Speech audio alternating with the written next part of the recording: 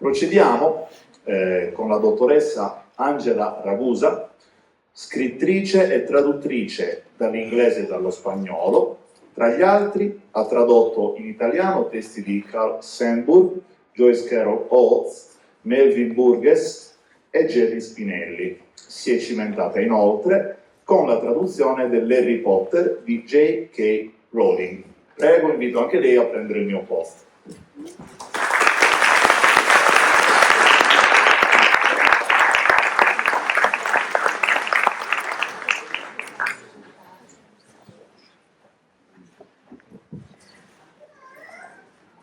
Buon pomeriggio. Innanzitutto ringrazio per questo invito inatteso, ringrazio la professoressa Cardone, qui è la facoltà tutta per avermi invitato, è stato inatteso davvero. Un saluto a tutti voi che state per cominciare un percorso, chi ancora dovrà proseguire per la magistrale, ancora 2 anni di studio, chi invece si vuole lanciare nel mondo del lavoro. Io sono arrivata, si parlava delle mie traduzioni, sono arrivata alla traduzione in realtà da tutto un altro percorso. Mi sono laureata in scienze politiche nel lontano 73, lontanissimo, tempi geologici per voi. E ho cominciato subito a lavorare, ho avuto la fortuna di poter cominciare subito a lavorare in una casa editrice a Firenze dove mi ero laureata. Ho cominciato a lavorare come segretaria perché quando seppero che ero laureata non mi volevano più, dovevano pagare troppo. Come segretaria, poi da lì nel giro di qualche mese sono diventata redattrice. Diciamo che ho seguito tutto il percorso dei libri, da quando arrivavano come manoscritti a quando poi venivano rilegati e mandati nelle librerie. Come sono arrivata alla traduzione? Molti anni dopo, perché lo confesso, io traduco dall'inglese principalmente, qualcosa ho fatto anche dallo spagnolo, ma poca roba. Io l'inglese lo odiavo.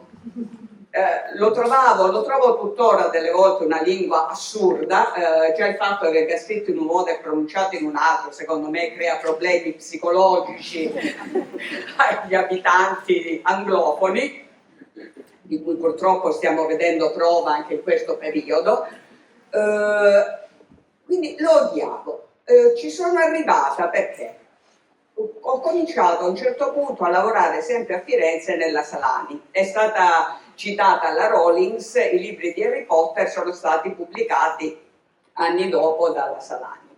Nella Salani, in questa casa editrice che pubblicava libri per ragazzi, dai libri per bambini dai 7-8 anni fino a quelli per gli adolescenti, nei quali mi sono in seguito specializzata e arrivano fino a 14-15 anni.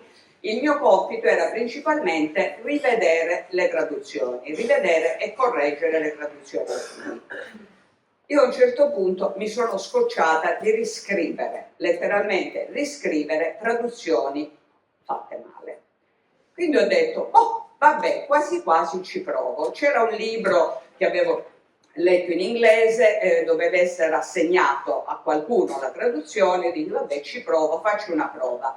Mi ricordo tradussi i primi 2 capitoli e senza dire che li avevo tradotti io, perché non volevo pregiudizi di parte, li presentai al caporedattore. Dissi, oh questa qui è una persona che conosco, ha fatto questa prova, guarda un po' te, vedi un po' com'è fatta.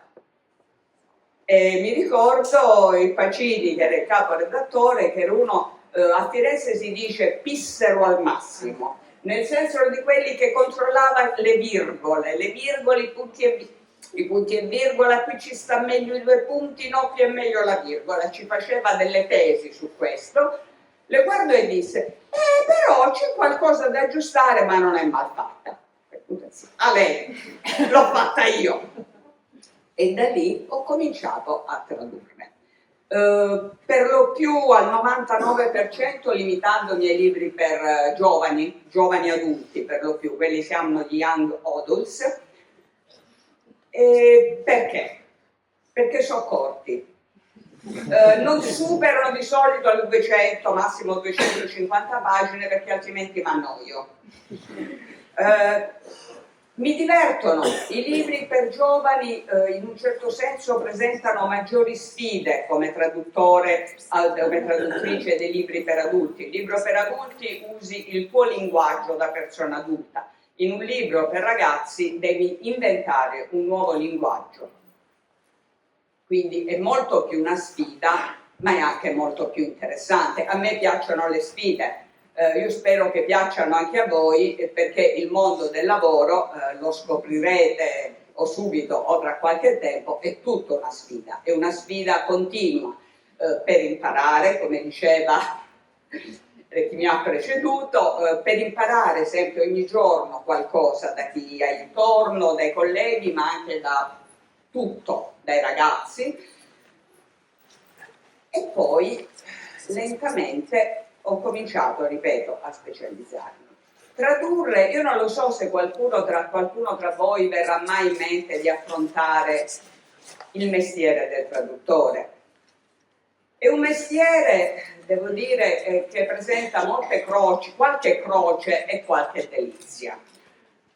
Le croci sono soprattutto perché in Italia, in altri paesi è già diverso, ma in Italia il ruolo del traduttore è estremamente sottovalutato, sia da un punto di vista monetario, ahimè, sia proprio è invisibile. Molte volte il traduttore non esiste, il lettore si accorge dell'esistenza di un traduttore se il libro è scritto male, è tradotto male e dice: ma chi è questo qui che ha fatto questa schifezza? E va a vedere, cioè, mamma mia, orribile. Se il libro è tradotto bene, il traduttore si amalgama con l'autore.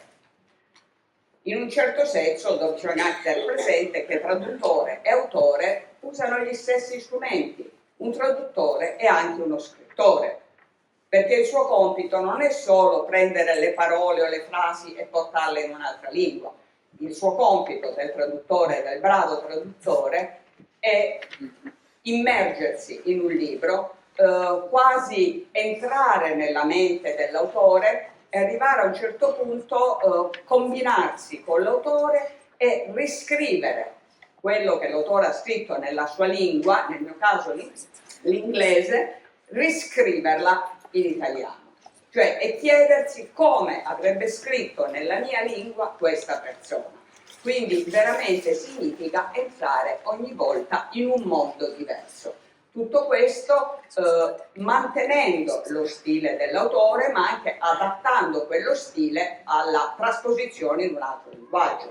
Per fare un esempio molto semplice, l'inglese, da Hemingway in poi soprattutto, è una lingua che usa frasi brevissime, staccate, molto sincopate, un ritmo sincopato quasi jazzistico e molto veloce. In molti casi, se in una traduzione letterale questo stesso ritmo in italiano diventa insopportabile, sembra di avere il singhiozzo, per cui mi sono trovata delle volte, e devo dire in questo quasi tutti i bravi autori, gli autori sono estremamente comprensivi, di contattare alcuni autori, tra quelli citati Burgess e Spinelli, e di contattarli e dirgli: guarda, io queste frasi non te le posso lasciare così, perché altrimenti chi legge dice: mamma mia, questi qui siamo in prima elementare per scrivere così. E loro mi hanno sempre detto: fai quello che ti pare, basta che lo spirito del libro, il ritmo della lingua venga mantenuto. È stata citata la signora Rawlings, vi rivelo un piccolo segreto: che era odiata da tutti gli editor, da tutti i redattori, sia quelli inglesi sia quelli italiani, e presumo anche quelli delle altre lingue che sta tradotto, perché i primi 2 libri di Harry Potter erano stati, per dirla una parola, editati, cioè rivisti, tagliati, aggiustati in un certo modo dagli editor inglesi. Dal terzo libro in poi la signora decise che lei e Shakespeare andavano a braccetto. Quindi quando si è arrivati a tradurre, lei non permetteva che si modificasse nulla, anche quando c'erano ripetizioni, soprattutto nel libro al quale ho partecipato, che era quello di 900 pagine, credo l'Ordine della Fenice, le ultime 300 pagine, c'erano numerose ripetizioni di cui il lettore non si accorge normalmente, perché il lettore sfoglia, guarda la trama, guarda che succede. Il traduttore che mette il testo sotto il microscopio per vederne tutte le sfumature se ne accorge. Bene, la signora non permetteva che si cambiasse una virgola, anche quando questo rendeva il testo più faticoso da leggere. Quindi c'è anche questo. Infine, ripeto, tra le croci metto anche il fatto che quello del traduttore è un lavoro solitario. Per cui se vi piace la solitudine, se vi piace lavorare tranquilli, immersi in un vostro mondo, va benissimo. Se vi piace il contatto continuo con gli altri, la vedo messa peggio. Le delizie sono legate al linguaggio.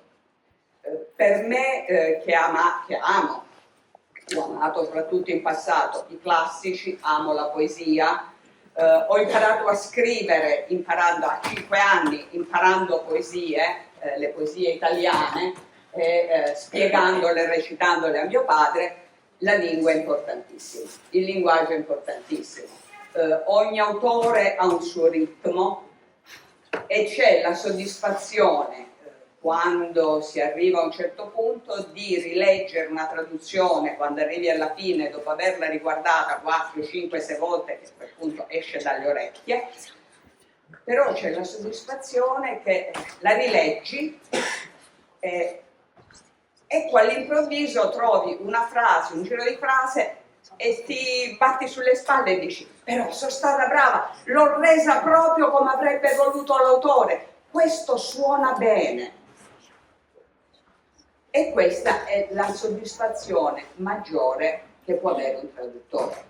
Un'altra soddisfazione è quando un autore che conosce anche la lingua d'arrivo, non solo la sua lingua di partenza, ti scrive e dice: guarda, ho letto la tua traduzione, perfetta, bellissima, rende proprio quello che volevo dire.